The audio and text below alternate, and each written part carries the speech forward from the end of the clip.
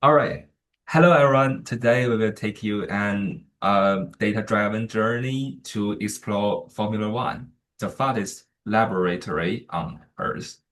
So Formula One is a world premier single-seat racing championship governed by the FIA and operated by FOM. It spans five continents annually with dozens of races, bringing together top teams and drivers. So it's not just about speed, it's an extreme test of engineering and strategy. Power units, tires, and data determine thousands of second margins. So F1 is a highly globalized and commercialized sport industry. Rules and budgets cap ensure fair competition, while brands and whole cities jointly shape its global influence. So first, let's move on circuits and global distribution. So the first distribution map shows the global spread of circuits. It's clear Europe remains the most circus-dense region, a legacy shaped by history. Since its inception in 1950, the World Championship has flourished in Europe, where many iconic winners are located. Meanwhile, the calendar has accelerated its globalization over the past decades. Asia features Shanghai, Sukuta, and Singapore, and America include Austin, Mexico City, and São Paulo. The Middle East host like Jeddah and Abu Dhabi. So the overall trend is the traditional route in Europe, growth momentum in Asia and Americas, and the Middle East. It's reflecting like F1 global strategy and commercial expansion. So despite global expansion, the calendar retains the enduring classics. Italy's Monza, renowned for the exceptionally high average speed, appears almost annually. British Silverstone hosted in the first 1915 F1 World Championship and remains the primary winners for the British Grand Prix. So the second chart is provide the more like intuitive view of each circuit's retention rate and like continuity for the calendar. So for instance, India's international circuit makes a brief appearance from like 2011 to 2013 before the withdrawing. Where Shanghai circuit in 2004 suspended operation from 2020 to 2023 due to the like pandemic before returning for the like 2024 session. Typically, circuits with high cumulative years are often historic classes and with stable commercial and infrastructure sports. And the third table, this table records each circuit's absolute peak single lap speed through like interpretation required considering track characters, regulations, tires, and full and DRS system across different areas all influence lap times, making the fastest lap more convergence points for like circuit's potential and contemporary technology. So now in this part, I'm going to take you on a quick visual tour of the global distribution of Formula One constructors. In other words, the teams that actually design and build F1 cars. I have prepared four complementary charts, a horizontal bar chart, a filled bubble world map, a pie chart, and a trick map. Each view tells the same story from a slightly different angle, and together they help us understand both the numbers and the underlying reasons. So now let's dive in. Next page. The first chart, as we can see here, is a horizontal bar chart. What we see first is a striking dominance by Britain with close to 90 constructors, which is far ahead of every other nation. The United States follows, but at less than half of Britain's total. Italy stands comfortably in third place, then there's a sharp drop to France, Germany, Switzerland, Japan, and the rest. The long tail at the bottom reminds us that many countries have had only one or two teams over the entire history of the sport. So why Britain? Quite simply, Formula One was born there. Silverstone hosted the first World Championship Grand Prix in 1950, and the country quickly became the sports engineering heartland. A dense cluster of suppliers, universities, and wind tunnel facilities grew in what we now call Motorsport Valley. enabling small startups as well as giants like McLaren, Williams, and later Red Bull Racing to thrive.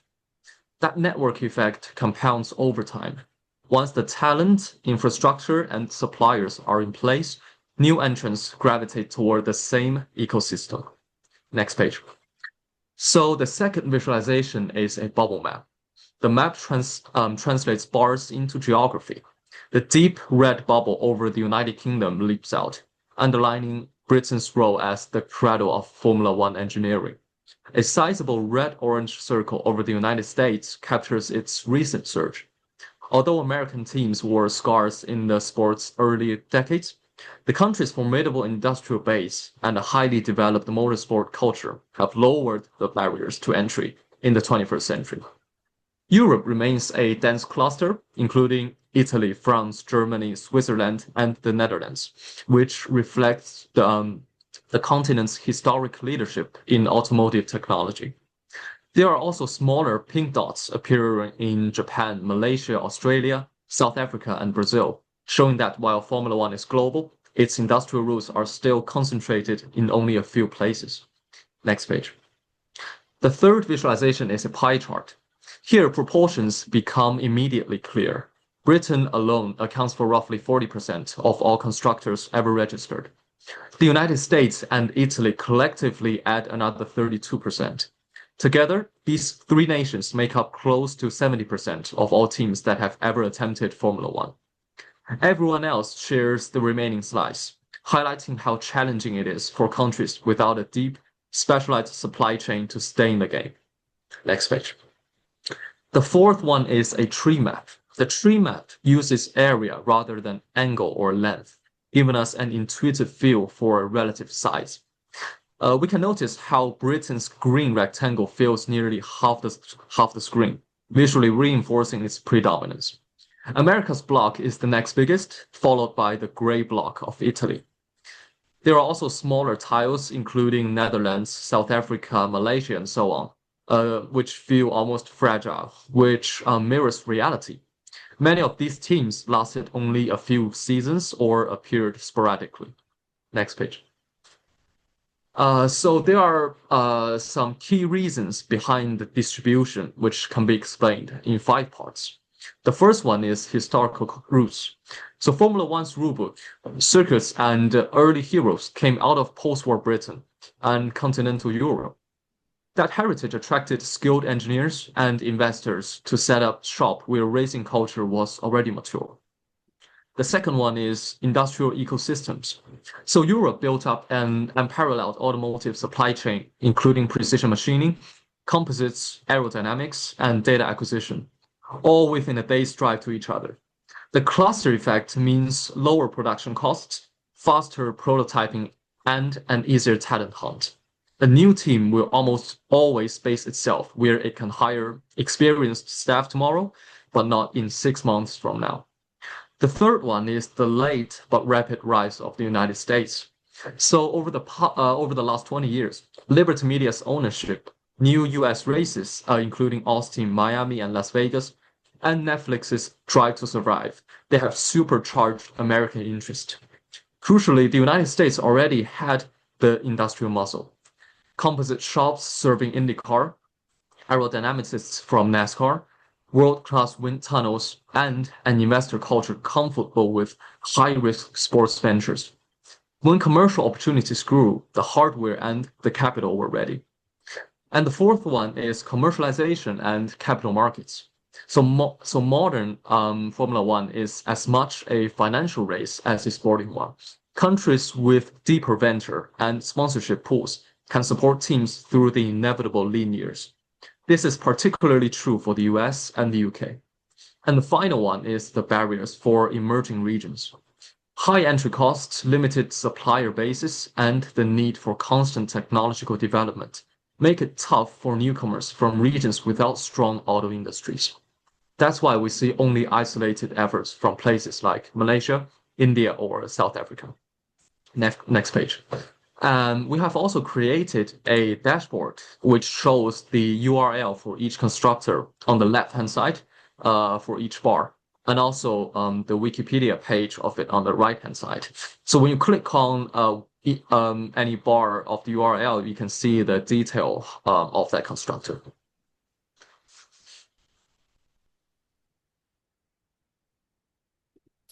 So, what is a pit stop? In Formula One, a pit stop is when a car enters the pit lane and under speed limits, the crew service the car, usually tires, and the car rejoins. Our metrics is full pit lane time, not just the 2 or 3 seconds welcome time. Strategy is how many stops and when. Execution is how fast and consistent. And in this part, we also have 3 visualizations. Next page. Next page. The first one is the lap heat map. Rows are teams, columns are lap numbers, and the colors shows how frequently a stop happens on that lap. You can see pit windows. Those darker brands where stops clusters. For example, in this view, McLaren and Mercedes concentrates around the mid-race window, while Ferrari and Red Bull often shift a few laps earlier or later depending on tire wear and safety car timing. Next page. The second visualization is average number of pit stops by team. This bar chart aggregates to stop per driver per race at team level. The field average is just under 2 stops. Front-running teams like Ferrari, Red Bull, and Mercedes sit very close to that average, evidence that rules and tire compounds few strategies into 1 and 2 stop races. Some teams skew a touch higher, Haas or Minardi here, and a few touch lower, Lotus or HRT. Small differences, but across a season, a 0.1 to 0.2 stop delta signals a slightly more aggressive vs the conservative approach. Next page. The third visualization is the average pit stop time by team. And in this visualization, most teams sit tightly in the low 20 seconds for full pit lane time. And differences are small, but half a second per stop can decide a position when cars pit together. In this selection, Mercedes and McLaren are among the quicker groups. Alfa Romeo and Haas are marginally higher. And remember, circuit speed, length, and speed limits also matter, so we can see cleaner comparison within the same circuit or race filters. Next page. So we will get a bold takeaway and Suju. From these views, we can make a bold data backed call within the same race and team, stopping inside the dominant pit window or stretching to 1 fewer stop while tires allow, materially improve the chance of finishing ahead. And think Ferrari and Red Bull getting with early undercuts in high degradation races, and Mercedes or McLaren winning track position on 1 stop while conditions are stable. All right, next we turn to the team and drivers. So throughout history, Ferrari stand as the most enduring and successful traditional powerhouse, boasting the most constructors' titles and reflecting profound engineering and cultural heritage. Mercedes has established a gold standard for efficiency and reliability in the hybrid era, achieving long-term dominance. Red Bull, driven by its rapid development, has demonstrated remarkable adaptability across multiple regulation circles. So also the drivers. First, let's examine wins and points.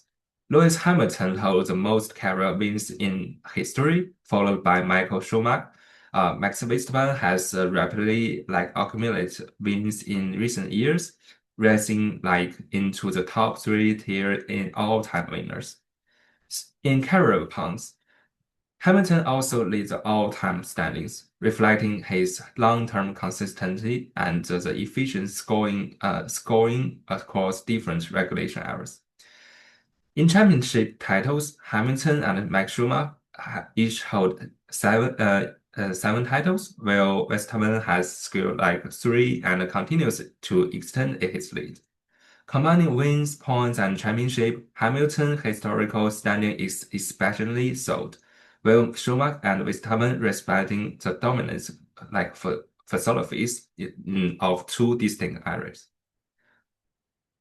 Also, qualifying is the purest expression of the drivers of raw speed. Historically, Hamilton leads the total poles, followed by Schumacher and Senna. In recent years, Verstappen poles like efficiency has like significantly improved.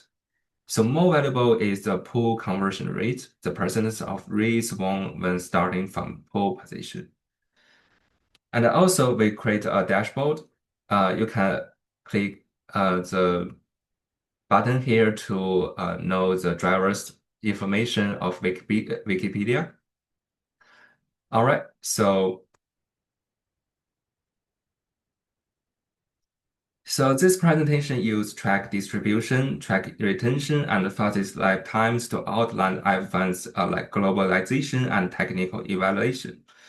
Team and drivers ranking provide intuitive data reference for who are the all-time greats and who are the powerhouses. We hope this content serves as your first map into world of F1, understand the character of circuits and the evaluation of errors, and use data to grab speed, strategy, and glory.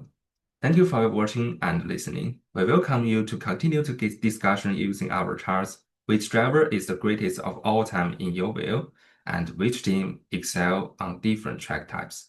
Thank you all.